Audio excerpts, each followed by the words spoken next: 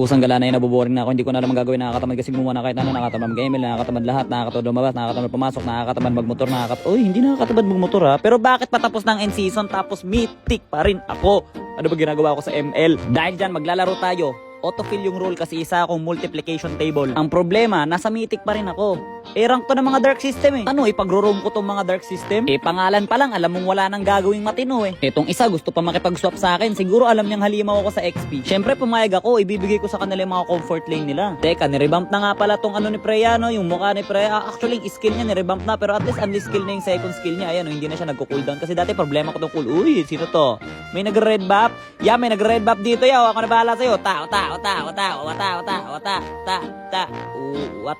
Teka lang, ano, sige, harang kayo, lahat ay bagain ang umarang-arang sa akin, ang dami nyo na, teka lang, naka-recall. Ayos yung kalaban ko dito, ang kunat, akala ko hindi ginagawa ng dark system yung mga ganito, yung mga nagbibuild muna ng armor, tara, sabayan,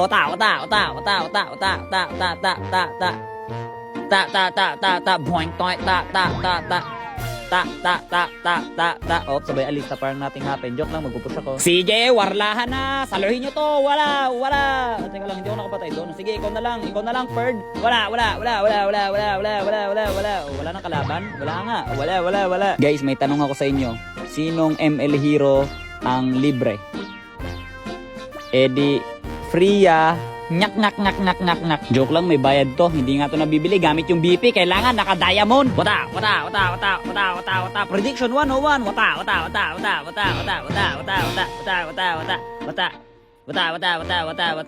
Okay, ang kunat mo na. Naparami kalaban. Ayoko na. Anyways, nanalo kami. Pa-mythical honor na ako. Kakampi ko man ay dark system. Pero yung kalaban ko, darker system.